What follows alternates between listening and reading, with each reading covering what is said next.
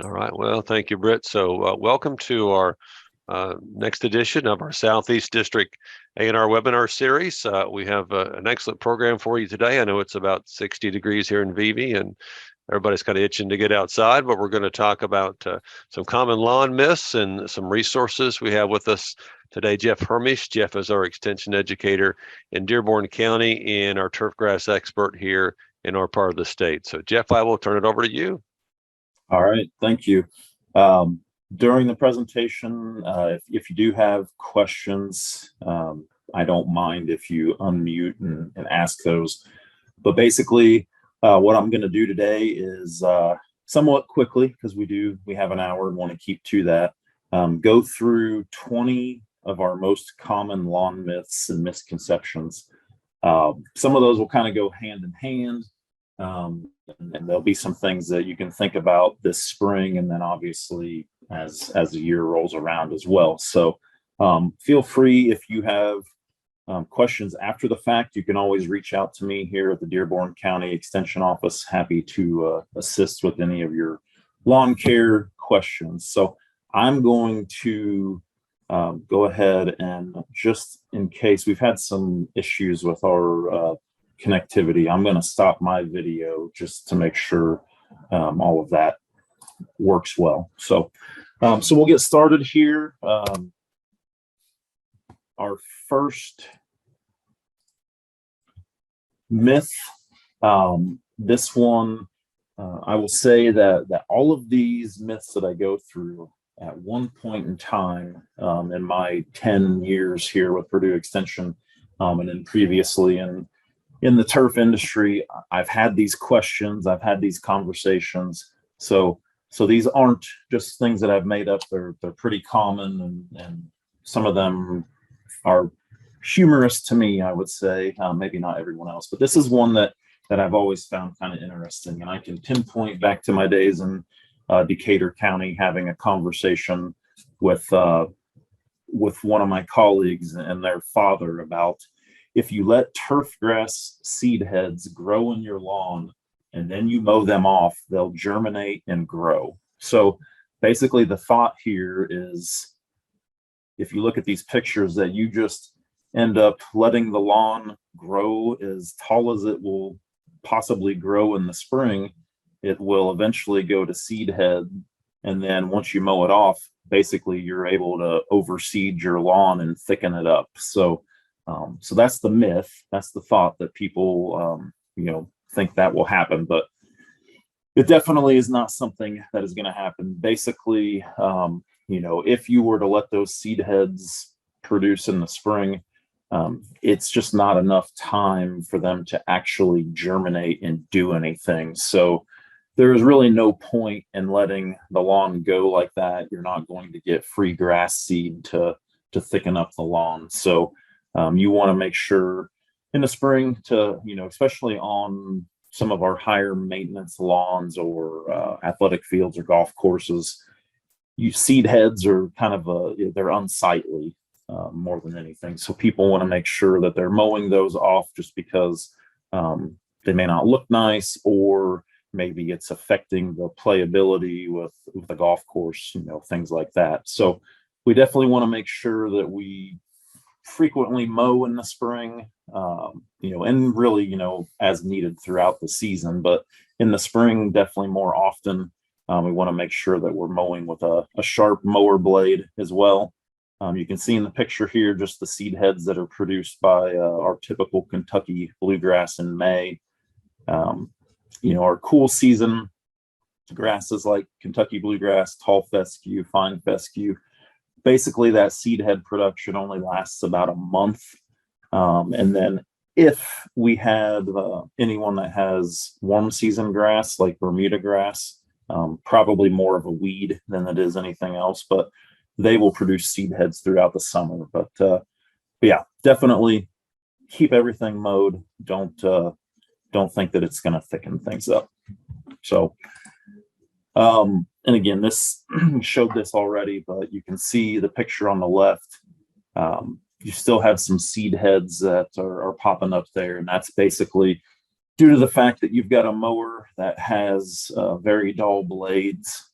and it's not mowing off like it should. So that is one thing you want to make sure that you keep those blades sharp, and do that throughout the season. You probably need to sharpen your blades anywhere from 2, 3, 4 times a year, kind of depending on how much you're mowing, and if you're mowing over debris, things like that. So, all right. So myth number 2, this is one that I grew up with. So my dad was a believer that you just mowed the lawn as short as you could go, and basically you wouldn't have to mow as often. So, and honestly, it's the complete opposite here. So in the turf industry, we have kind of this golden rule that you don't want to take more than 1/3 of the leaf blade off in one mowing. So basically, if you're going to mow your lawn at 3 inches, which the ideal mowing height for our cool season grasses is going to be 3 to 4 inches. But if, let's say, you're going at 3, basically you're going to need to mow about every 7 days, so once a week. If you follow that rule and you mow it at 2 inches, then you're going to need to mow about every 5 days. So, my dad, his thoughts were you mow it as low as it can go, and then maybe you got a week or 2 weeks before you have to get it back out there. But actually it's the opposite. So, and the other thing when we talk about mowing heights, for our cool season grasses, by having a mowing height that's 3 to 4 inches, you're going to have a much healthier lawn. 60% of your weed control in your lawn is simply going to come from mowing at the right height. More often than not, when I go to someone's home and they're having issues with their lawn, maybe it's a lot of weeds or maybe bare spots or whatever it may be, the first thing that I notice is an issue more often than not is the mowing height is way too short. And if you have a mower and it has, several different options for mowing height, but it literally just has on the push mower I have at home, it just has 5 notches on it. It doesn't indicate how tall it is. You just have notch 1 through 5. And because you have it set on number 3 doesn't mean that it's mowing at 3 inches. So you have to make sure you measure those, put it on a flat surface, get down there and measure from, the ground up, make sure it's at the mowing height that it should be. But yeah, I recommend 3 to 4. You can see on this slide, 2.5 inches is on there. That's definitely as low as I would go, but I tend to think 3 to 4 is much better. So now, can you mow at a lower height? Sure, we do it all the time. When I worked in minor league baseball, we mowed Victory Field in Indianapolis. We mowed the infield at 1 inch and the outfield at 1.25 inches. But you're talking about a very specialized playing surface and lots of money put into that, lots of time, energy. So in a home lawn situation, you're better off to mow higher. It will create a much more dense, thick lawn and hopefully less use of pesticides. Here you can see just the difference between turf mowed at less, 3/4 of an inch, and then turf mowed at 2.5. The big difference that I see there is when you talk about crabgrass or really any kind of weeds, but in particular here, crabgrass, you can see the difference between the two, literally just in mowing height, how much less crabgrass pressure you have on that 2.5 inches. The other thing to think about, we go back to that 1/3 rule. In the spring, we have a lot of wet weather, so you may not be able to get out and mow quite as often as you should.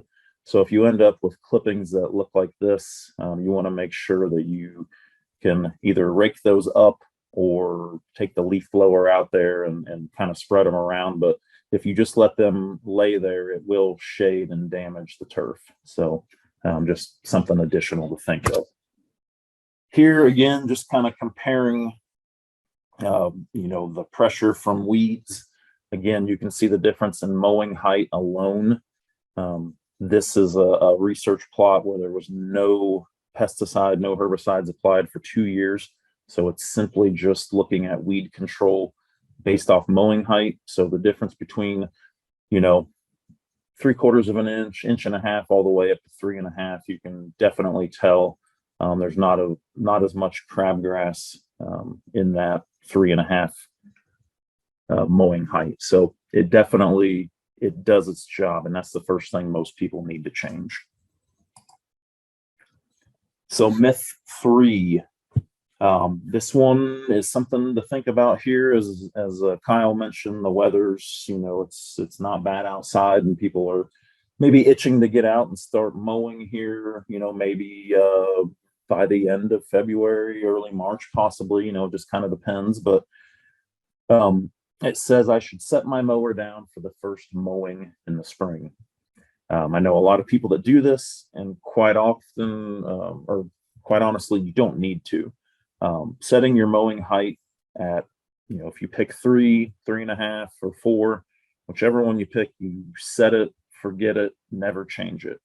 There's really no need to lower it down for the first mowing. Some people lower it down for the last mowing of the year. And honestly, there's no real point to it. Can you do it? Sure.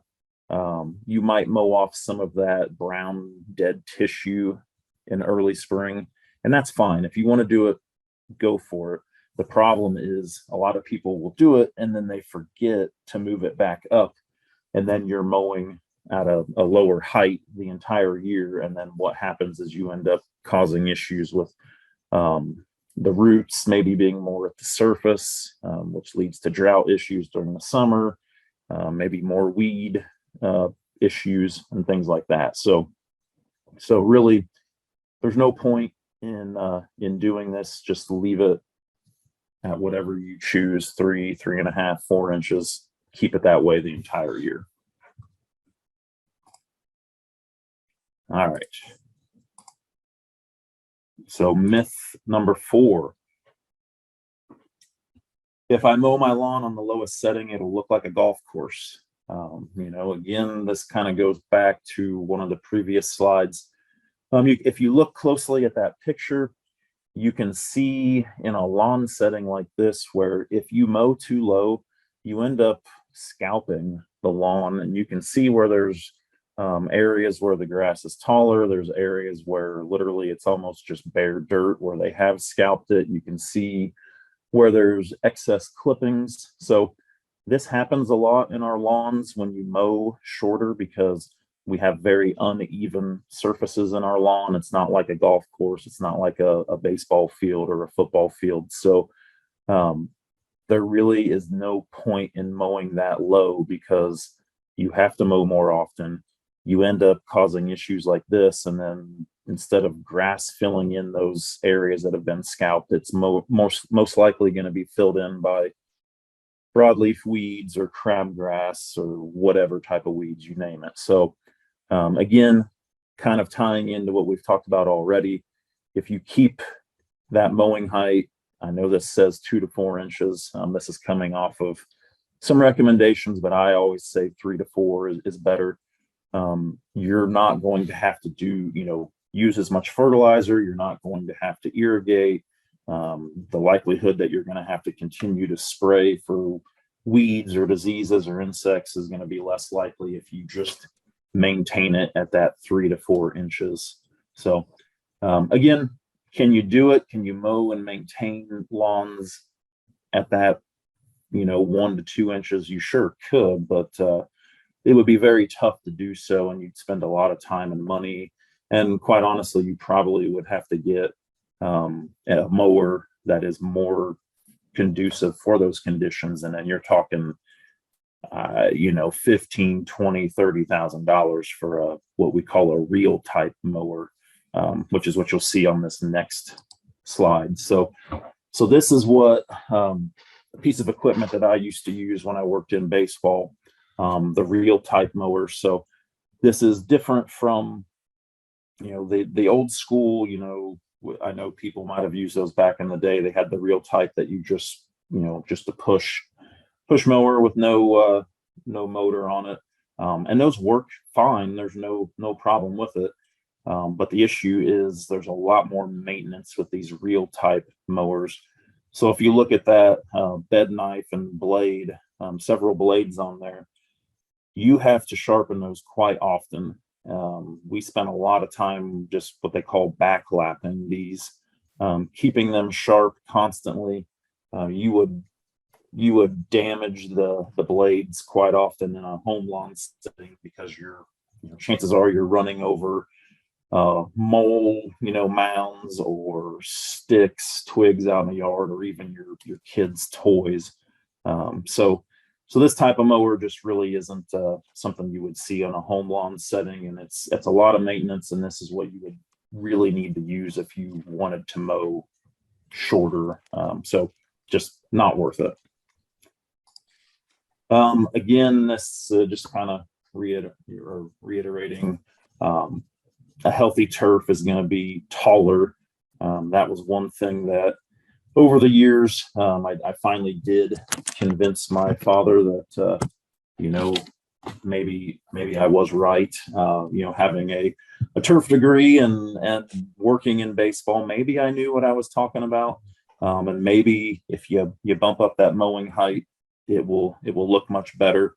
He always thought my yard was kind of unkept or almost shaggy because I would let it go to 3.5, 4 inches, and it was just because it was such a contrast with his. So again, 60% of weed control is going to be just with mowing height. So if you're not doing that already, I would definitely consider that.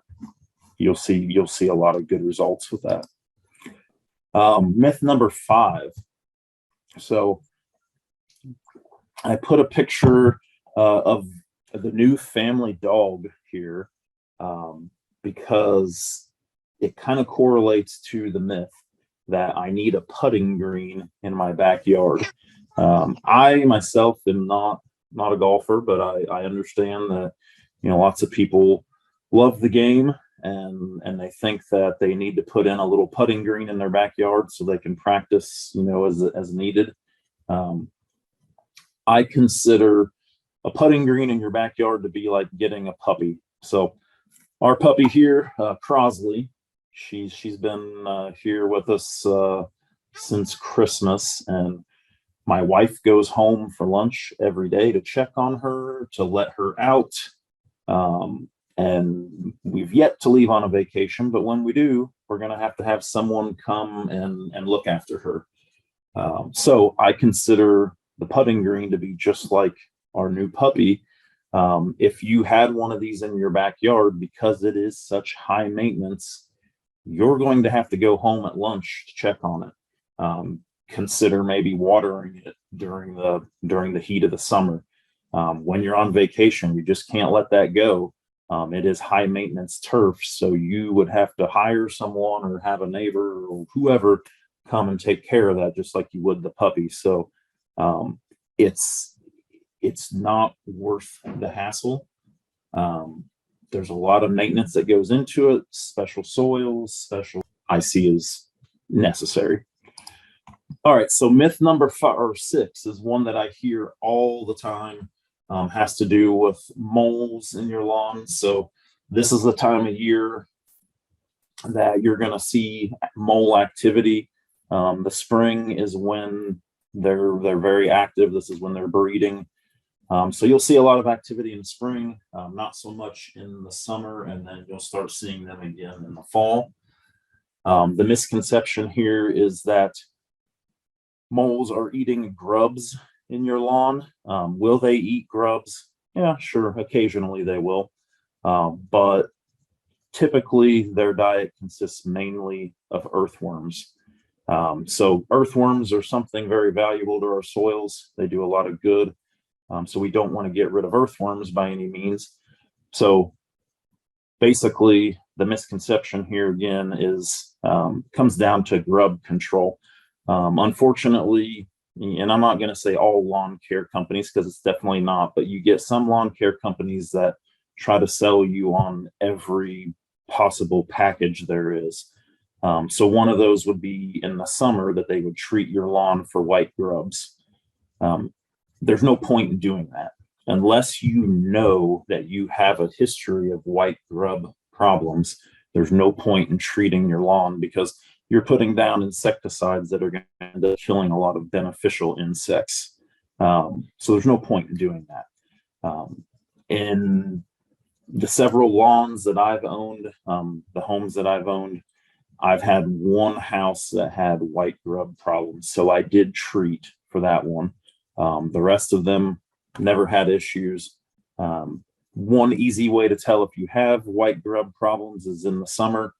If you see areas that are going dormant, they're turning brown, if you tug on the actual turf itself and it pulls up easily, then there's a good chance you have grubs underneath. So you just dig, just lightly into the surface. You can pull that turf back and you'll see grubs crawling around in that soil, and then you have an issue. So, but again, if you have moles in the lawn, that doesn't mean you have grubs. So don't treat for them if you don't have to.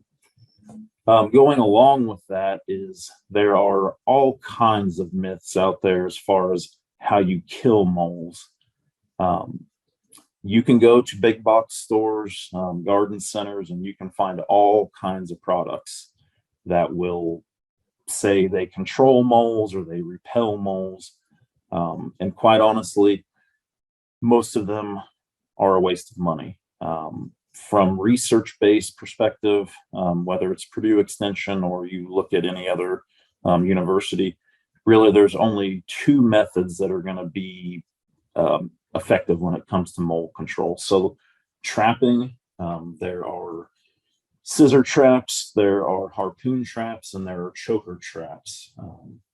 I have used harpoon and scissor traps in the past. I've had luck with both of them. I've never used a choker trap. But basically, when it comes to trapping, it takes time, it takes persistence, and it takes a lot of luck. There is no foolproof way to get rid of moles, to repel them, to control them. Just because you get one, you've got another 10 or more that you've got to get. So it's one of those where if it's been an issue, it's going to continue to be an issue, and you can just keep trying to combat it. But trapping is going to be the most reliable method. When it comes to that, you want to look for their tunnels that are straight. That's where they're going to be traveling more often. The tunnels that are very kind of here, there, and everywhere, those are when they're out looking for food, and that's just, they're not in those tunnels as often. So what I like to do is if I see a path that's pretty straight, I will smash that down with my mower tire or a tamp or even just my foot. Come back a few hours later or the next morning, and if it's raised back up, then I know it's active. So I can put my traps out. You want to do more than one. You definitely, if you have just one trap, it's really not going to do you any good. You want to set 2 or 3 of them out. The other method that works is they make poison baits that look like earthworms. Those work well. Some things to think about with that. One is you're putting these poison earthworms into their active tunnels. So you're not going to necessarily see that you got the moles.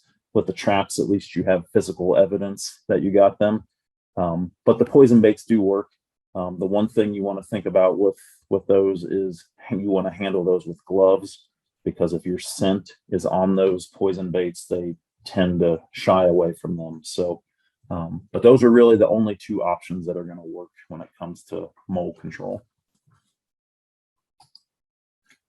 All right, so kind of changing gears here, myth number 8. It's best to fertilize in the spring, since that's when the home improvement stores sell fertilizer. So we see this a lot. You'll start seeing ads, whether that's on the internet, newspapers, radio, TV, that you need to put out your crabgrass preventers. You need to put out your broadleaf weed and feed products. And this is one of those big misconceptions that you need to have fertilizer in those weed control products. The way that our cool season grasses grow here in Indiana, they are already naturally growing rapidly during the spring. By putting that excess fertilizer on, you're only going to be mowing way more often. And then what that does too is it keeps the roots at the surface. And then once summer hits and we have heat, drought, it causes our lawns to go dormant quicker. It causes diseases to pop up. So we don't need additional fertilizer in the spring. So if you can find a crabgrass preventer that has 0% nitrogen, that's your best bet. Your weed and feed products, you don't need the feeding part of it. If you can just find, if you have broadleaf weeds that you need to get rid of, you just need that part of it. The pesticide part of it. You don't need the additional fertilizer. If we get a lot of people that add way too much fertilizer in the spring, and then it ends up washing off and getting into our streams, rivers, lakes, ponds, whatever it may be, and then it causes all kinds of issues there. So when we are talking about fertilization, we really just need to fertilize our lawns in the fall. So September, October, and November are the ideal times to fertilize our lawns. You don't necessarily have to do it all 3 of those months. It depends on what type of lawn you're desiring. If you want one, if you can accept some weeds, then maybe you just fertilize once a year, September, to help recover from the summer stress. If you want to take it another notch above that, then you add the November application, because what that will do is it'll store it for the winter, and then your lawn will green up quicker than everyone else's in the spring. And then if you want to take it another step further, maybe you add in that October fertilization as well. But regardless, avoiding spring fertilization is key. You really don't need it. If you need to do that, if you're on a really high maintenance type of situation, fertilizing in late May is acceptable, but you're going at a very much smaller rate when it comes to that. So kind of what I already talked about here, you can see the growth cycle of our lawns here, our cool season lawns. So in the spring, it's actively growing. We really don't need to add any nitrogen to it. During the summer, we don't want to do anything as far as adding fertilizer unless you had an irrigation system, which most of us do not. So the fall is when we need to recover, and that's where we add that fertilization.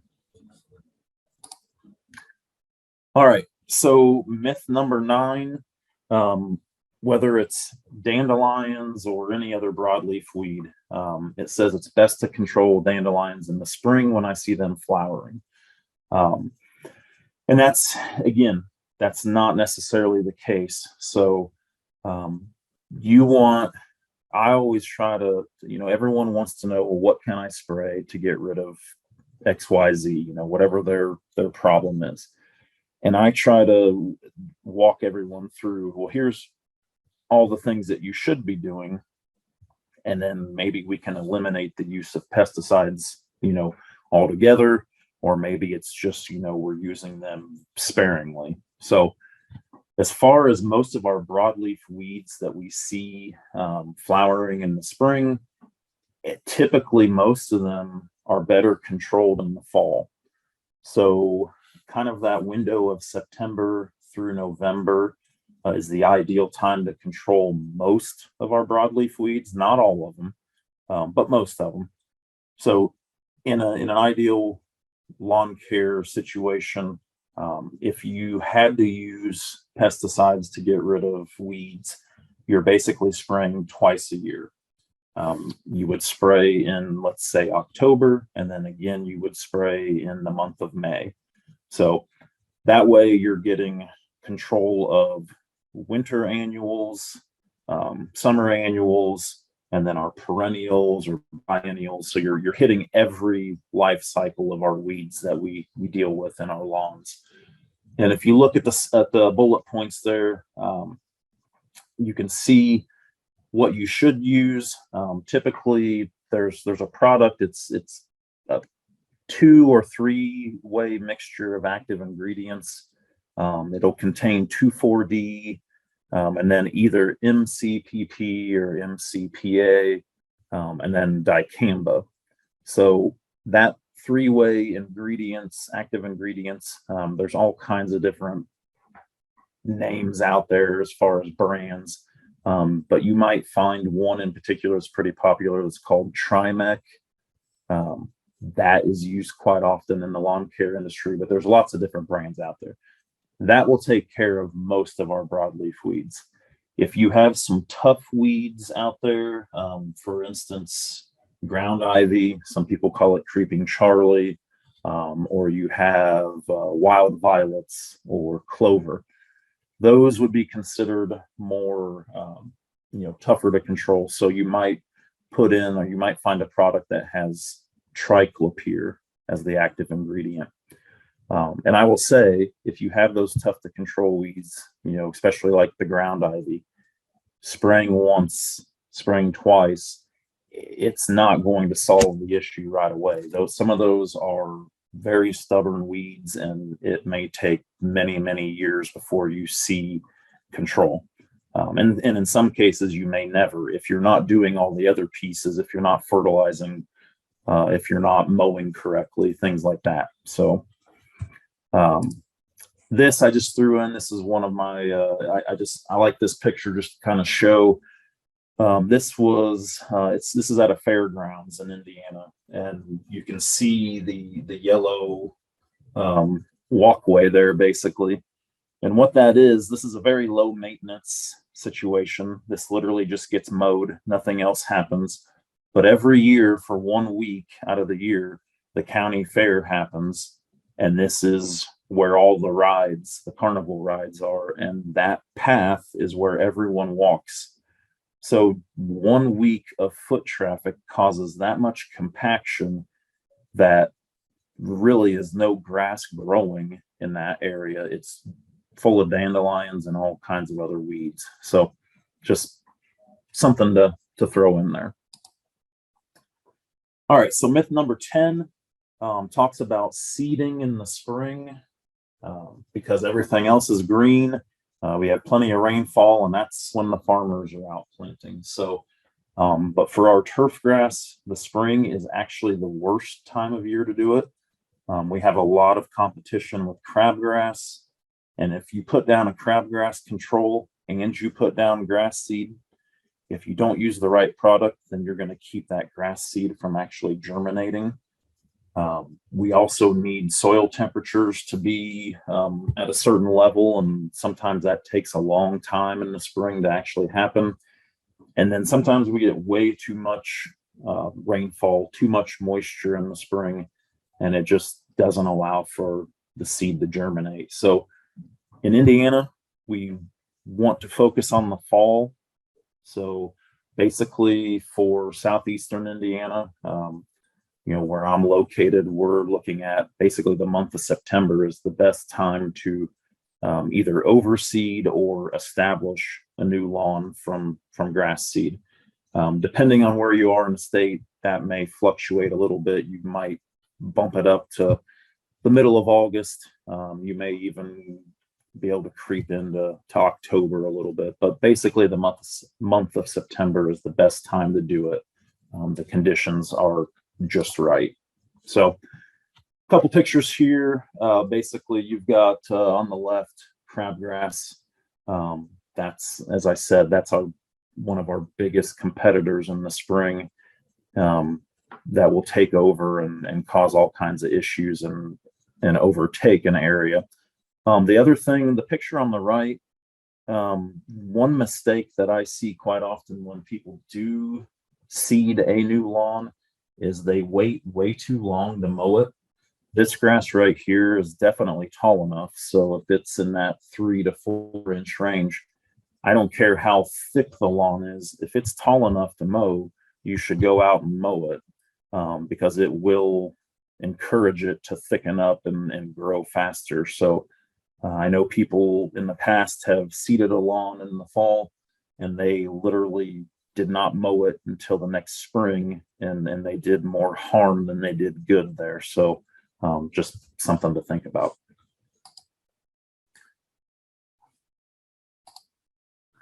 So I do see we have a question. So we're halfway through the myths here. So I see that Greg wrote about the compaction slide. What are your thoughts regarding lawn rollers in an attempt to level out mole trails? So I literally, before this presentation started, I was writing an email to someone who asked that question. Lawn rolling in general is not recommended, especially on our soils around here that are heavy in clay, because it does cause more compaction, which leads to all kinds of other issues. I do understand in the spring we have a lot of soil upheaval from the freezing and thawing. We do have mole issues as well. So if you must roll your lawns, which I hate to do, but if you must, make sure that you combat that compaction by aerating the lawn as well. Now you can aerate and that will help level out those mole trails or just the heaving of the soil. And it helps with compaction as well. But if you're dead set on rolling, which I'm not going to tell you you absolutely can't do, I wouldn't recommend it. If you roll, then you definitely want to, if it's later in the spring, aerify the lawn, pull those plugs, which we'll talk about later, but it definitely helps with that compaction, because it's not good to roll based off of our soils here in Indiana. All right, so myth 11, the numbers on the fertilizer bag don't matter. And unfortunately, this one happens a lot. People will just buy a bag. Typically, they're like, oh, let's just put triple 10, triple 12, triple 15. You know, it's got everything in there. Should be good. That's really not what we need. When we talk about established lawns, we really only care about nitrogen. That's the only thing that those lawns really need. So the phosphorus and potassium typically aren't needed in an established lawn. Now, for new lawns, we are worried about phosphorus and potassium. So my thing is, if you have never soil tested, do yourself a favor and do that. Here in Dearborn County, our soil and water, they actually offer a free soil testing service to the residents. A lot of people take advantage of it. Soil testing in general, though, you're going to spend $10 to $20. For your lawn, you probably only need to do it every 3 to 5 years, because it's not going to change that often, but it gives you a base, and you know what you need. And more often than not here in Indiana, and especially the soil tests that I've seen over the past 10 years, most of our soils don't need phosphorus. So you can look for fertilizer that is phosphorus free, because there's just no need to add that to the soils, and it'll end up running off and again getting into our waterways and things like that. So we're looking at nitrogen for the most part, and then we basically fertilize at, and I think this might be one of the upcoming slides, but basically you're looking at, for if you were going to apply in September, October, or November, 1 pound of nitrogen for every 1,000 square feet. So the other thing is you need to know how big your lawn is. A lot of people don't know that. They just buy a bag or two and spread it till it's gone, which is not a good plan. Definitely don't do that. When we look at the nitrogen fertilizers, basically there are two forms. Quick release nitrogen gets used up within a week or two, and then slow release nitrogen lasts, kind of depends on the product, but can be anywhere from 3 to 10 weeks. The quick release nitrogen would be used in November because the plant needs to take it up quickly before it goes dormant.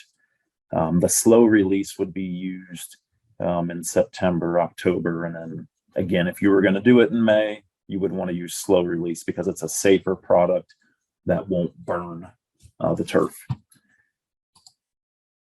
One resource here is Purdue has a turf fertilizer calculator. I direct people to that all the time. So if you don't know how to calculate how much fertilizer you need, that is a great tool to use. But first and foremost, you need to know how big your lawn is. But on that, you can see there, you can calculate it in square feet, or you can calculate it in acreage if you're talking about a bigger yard. You see the picture, two pictures on the right. What you're looking at there, the 2934 is your basic combo fertilizer. It has quick release and slow release in it. Again, you're focused solely on the nitrogen, so it's 29% nitrogen. That product would be great to use in September and October. You could probably use it in May as well. The one on the right is what we call a starter fertilizer. You can see that the second number, which is phosphorus, it's 24% phosphorus. That one is what we would use when we are seeding a new lawn, or even overseeding an existing lawn. You could put that out, and it helps. The phosphorus definitely helps get everything established. So other than that, there's no need to use the starter fertilizer. And again, your triple 10s, triple 12s, or whatever, there's no use for them really in lawn care because you typically don't need the phosphorus and potassium. And then the pictures at the bottom is just something you can tell the difference between the same lawn.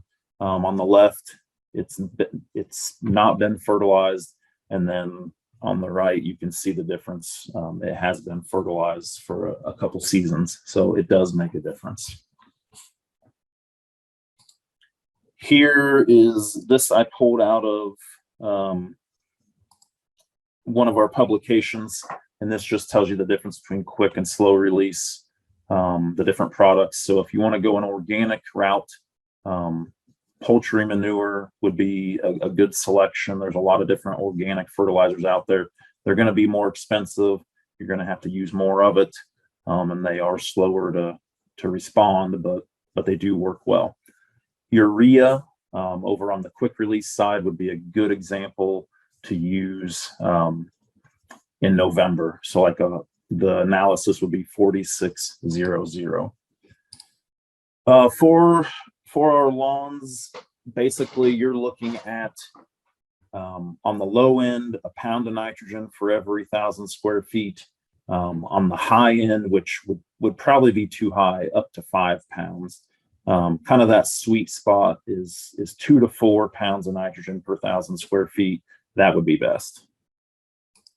All right, so myth number 12. I get a lot of questions about mulching leaves. Should you rake them up and dispose? Can you mulch them back into the grass?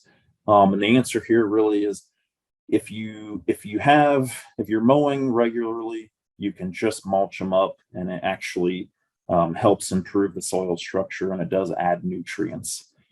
If you're not mowing often and you have big piles, or just a lot of thickness to the leaves, then you probably would want to rake them up. But if you're keeping up on it, there's no issue with mowing them up and just returning those mulched leaves, because it does help things out. Myth number 13. talks about liming your lawns. And this one I get all the time. People think you need to add lime on a yearly basis. And quite honestly, most of our soils don't need it when it comes to lawns. We use lime a lot in, our corn and soybean fields, but that's a whole nother ball game, and it's much different than our home lawns. So basically, again, soil test, it will tell you whether you need it or not. And chances are you're not going to. If anything, I have seen more lawns in this area that actually needed to lower the pH than raise it. So lime raises pH, sulfur lowers it, but really most of our lawns, you don't need to worry about it. So it's an unnecessary application. But if you want to know, soil test. Myth number 14 talks about gypsum. The belief here is that it will help reduce compaction in your lawn, and it does, but not here. The western part of the United States, where soils are much different than what they are here, it does help out there. In Indiana, it does absolutely nothing to reduce compaction. And gypsum is made up of calcium and sulfur. We already have plenty of that in our soils here. So really, this is one of those things that we just don't need to add. If you have issues with compaction in your lawn, use an air fire. Pull plugs. Do it in the spring. Do it again in the fall. You'll be good to go. If you can only do it once a year, do it in the fall. But gypsum is not something that we should consider here. Myth 15 talks about grasses advertised in weekend newspapers that just are miracle grasses. So this one in particular, I did trying to find something, found one of those as seen on TV ads for this one called Quick Lawn. This one, you can see the picture there. It looks, it's from this to this, and it goes from something that looks terrible to something that just looks almost fake. It's so great. These things they are literally too good to be true. This item itself talks how it's a wonder grass. It comes in as little as 5 days. It stays green all year long. It grows in shade to full sun. It adapts to all soils. I mean, there's no way. And there's no grass that does all of this stuff. It even claims, that university scientists came up with this, but it does have a disclaimer that basically says there's no guarantee. So this is one of those, there's no lawn that's going to be able to hit all of those items. They all have pros and they all have cons when it comes to picking a variety or a species. So these things avoid, because chances are typically the majority of it is it's an annual ryegrass, and it will come up quickly and it'll look nice, but then it dies in the winter and does not come back. So avoid those at all costs. Myth number 16 talks about shade tolerant grasses growing well in the shade. Unfortunately, if you have a lot of shade in your lawn, there are no grasses that are going to thrive in that. Now, there are grasses that do better than others, but if you have a lot of shade, you probably want to consider something else. Maybe you find some different ornamental plants that do well in the shade. Maybe you just put mulch down or landscape rock or whatever it may be. There is not going to be a turf grass that loves the shade. You can do some things to try to help with that. You can prune trees. You can, we'll talk about some other things, I think, in the next couple slides, but regardless, none of that is going to take care of it. And if you have moss in your lawn, it's never going to go away until you change the conditions. So it's probably too much shade, too much moisture. There's no product that's going to get rid of that. So if you look at shade tolerance for our types of turf grasses, fine fescues, it says excellent, but again, they don't thrive in the shade. They just do better than the rest. So a lot of times you'll look at seed labels, and creeping red fescue is the one that's listed more often than not. So if you do have shaded areas, you can certainly try the fine fescues. You may have luck, you may not. Other than that, there's not a whole lot of them that do very well. Tall fescue is probably what I recommend more often than not for just lawns in general, but in shaded areas, it's just okay. So as far as areas that do have shade, and you can see in the two pictures here, one that's thriving and one that's not. The difference here between those two that I see, first off, is the bottom picture is probably an area where really no one is walking through that. There's no traffic. The picture above that, though, you see a picnic table and probably lots of traffic going on there. So you can try the creeping red fescue, the fine fescues. You can prune trees. You can tinker with your fertilization. It doesn't need as much. You can bump up the mowing heights to 4 to 5 inches in those areas. You can remove leaves. You can try to reduce traffic. Maybe it'll work, but it trust me, it's tough. So there's no grass that loves the shade. All right. Myth number 17. We get a lot of questions about common household products being mixed together, and those will be these miracle things that help the lawn, and they just don't. So there's a lot of different tonics out there. I found this book here that has a lot of, if you're interested in reading about them, a lot of different remedies, what does work, what doesn't. But you can see here, there's a lot of them that call for things like ammonia, cola, beer, hydrogen peroxide, dish soap. I mean, there's a lot of other things out there, but basically these things there's no scientific basis to them. They're not registered to be used for the control of weeds or pests, so they are 100% illegal to use. You see on social media all the time, people share recipes to magically get rid of weeds, and those products, they're not meant for that. So they're not registered, and they should not be used. One in particular is this lawn tonic. So you can look this up and it gives you this recipe. You're using pop, beer, dish soap, ammonia, mouthwash. And basically it says to apply that every 3 weeks, and you're going to fertilize the lawn. You're going to get rid of bugs, get rid of disease, and you're going to reduce thatch. It's a miracle. All right.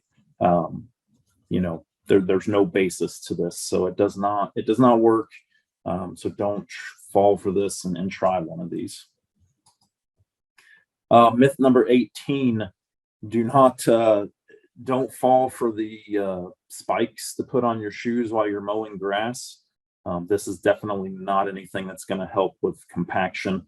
There was a study done, and it had to be pretty boring and monotonous, but basically you would have to just walk that lawn over and over and over before you even came close to aerating it as much as you would by actually using an aerator itself that you can rent from a tool rental company or buy one yourself. So no way that the golf spikes are going to do anything for your lawn, but you should aerate your yard. A core aerator is better because it pulls plugs. The ones that are solid, like you see in the picture there, they actually create compaction because they're just pushing down into the soil itself. So spring and fall aeration is best. If you can combine that in the fall with overseeding your lawn, that'll help even more. Getting towards the end here, myth number 19, returning grass clippings will increase thatch.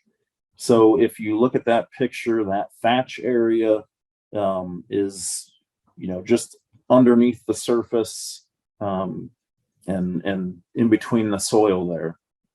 So thatch is actually, it's basically a bunch of organic layer of dead and living shoots, stems, and roots. People think that when you let the grass clippings lay, it actually creates that thatch, but it's not. When you return clippings to the yard, you're actually feeding your yard about a pound of nitrogen per 1,000 square feet for the year. So it's free fertilizer. There's no point in vacuuming up the grass clippings. It's putting nutrients back into the soil. The issue that we find with thatch is typically on yards or athletic fields or golf courses that are highly, highly maintained. So lots of fertilizer going on there. For instance, this is where I used to work. This is Victory Field in Indianapolis, home to the Indianapolis Indians.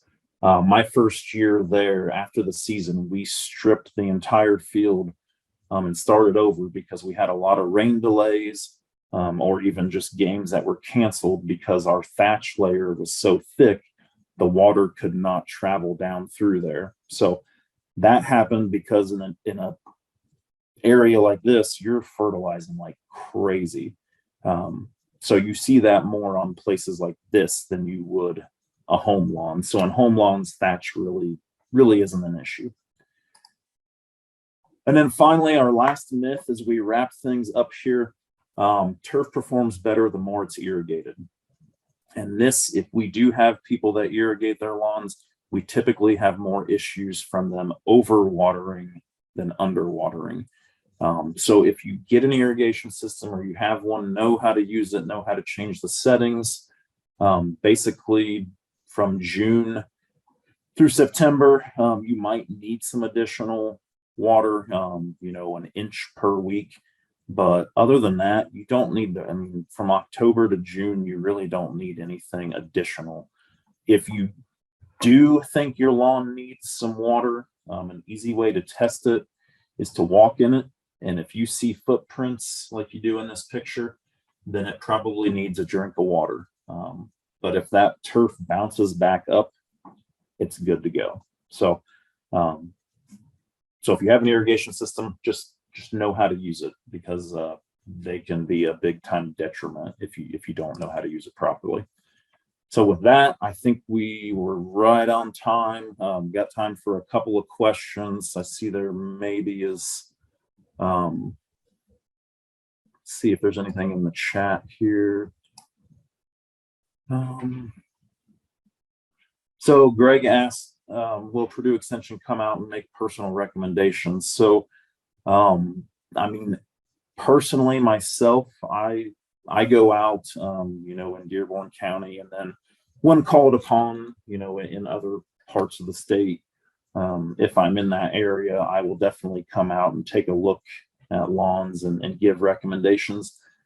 And that's something too, depending on where you're located, your extension educator, they could be an expert in this as well. And if not, you can always reach out to me, and I can help with that, whether it's making a personal visit or if we, send me some pictures or whatever it may be. But yeah, we definitely do that kind of stuff all the time.